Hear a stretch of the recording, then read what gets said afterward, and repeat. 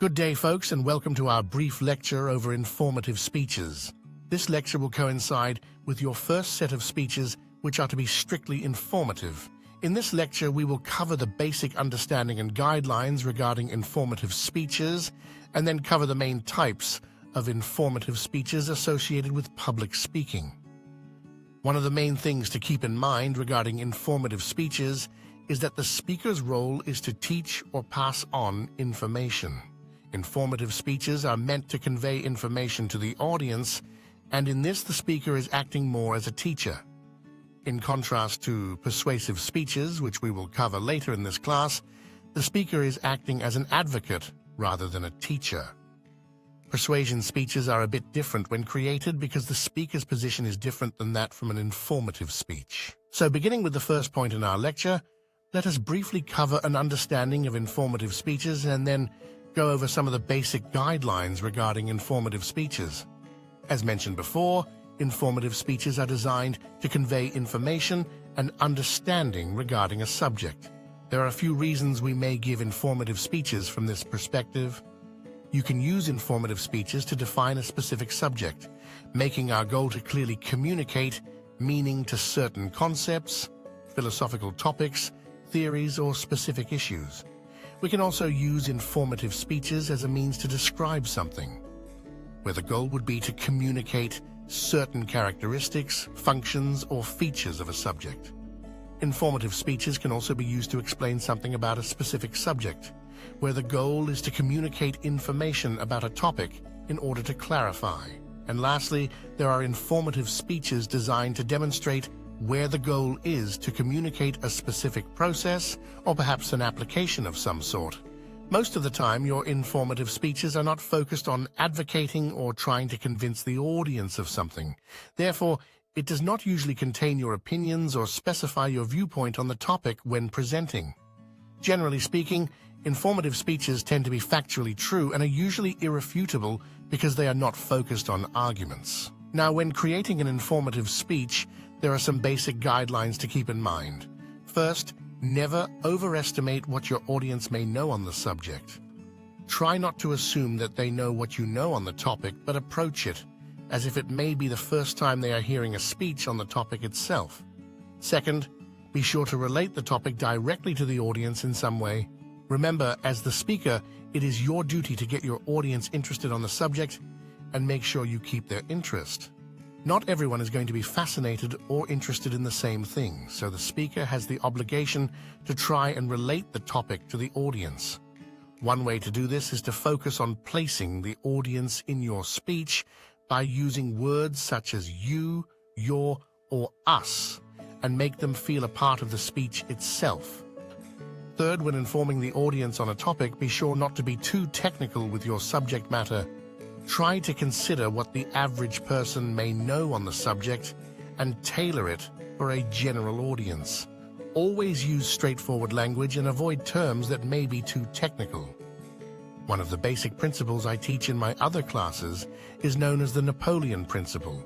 It is said that when Napoleon created a plan of attack on his enemies, he would make a habit of calling forth his lowest-ranking soldier and explaining the plan of attack to him. Napoleon would explain the plan until the soldier easily understood without question, and in this way, Napoleon could assure himself that all other soldiers would have no issues understanding the plan. Try to use this same principle for your speeches and tailor the message for an ease of understanding. For example, when I teach at the community college level, I encourage my students to tailor their speeches to a high school senior level, since most students at the community college level are just out of high school. This will help ensure their messages are easily understood. Fourth, try to avoid using a sort of abstract language or examples. Focus on using precision with descriptive words and communicate your thoughts, feelings, descriptions as concrete as possible. Fifth, be sure to personalize your ideas. You as the speaker want to inform the audience, but the audience also wants to be entertained and enlightened at the same time. One of the best ways to do so is to personalize your ideas by using personal illustrations and stories to dramatize your topic a bit. They do not have to be elaborate or very long. Even a simple narration can personalize your ideas and make the audience intrigued. And lastly, try to restrict your subject to fit the time allotted to you. Many students struggle with trying to cram as much information in a speech as possible, making the speech seem cluttered and overbearing. Your informative speech should be easily understood and not weighed down with a large amount of compacted information. Find ways to simplify your material, making it succinct and easily understood. If you feel you are trying to say as much as you can in the amount of time given, you may be trying to cover too much. Your informative speech should flow easily, seamlessly, and not rushed or crammed. Now that we have covered some basic guidelines, let us now move on to the types of informative speeches. Our first type of informative speeches are those on objects. Now for this class, we define an object as anything which is visible, stable, or tangible in form, and this includes people and animals. When creating a speech on an object, you can easily use three main organization styles. The first style you can choose is chronological order. This can be used to inform about the history or evolution of the object you have chosen to inform about. For example, let us say I wanted to give an informative speech on the life of Frederick Douglass. I could easily create an informative speech using chronological order and present it as so. My first main point will cover Frederick Douglass's life as a slave for 20 years. My second main point will cover his escape and becoming a leader in the abolitionist movement. My third main point will cover his role in the Civil War and the establishment of the Black Regiment in the U.S. Army. You can observe how this informative speech is easily understood in chronological order. You can also use spatial order when presenting an informative speech on an object. Let us take a large object for this example. Let's say I wanted to give an informative speech on the Mississippi River and wanted to focus on the main features of the river. I could create my main points in spatial order, which would go something like this. My first main point will cover the upper Mississippi River, known for its parks, dams, and locks. My second main point will cover the middle portion of the Mississippi River, known for its wildlife, refugees, and fishing. My third main point will cover the lower position of the Mississippi River, known for its river traffic connecting to the Gulf of Mexico. We can observe in this example we have separated our object using spatial patterns, where we are traveling from the uppermost section and moving to the lower section of the river. The third option one can use for an informative speech is topical order, where the focus would be on describing the features or elements of an object. For example, let us say I am creating an informative speech on an ancient structure called Solomon's Porch. My first main point could be the bright white marble Solomon's Porch is constructed out of. My second main point could be the famous symmetry of Solomon's Porch.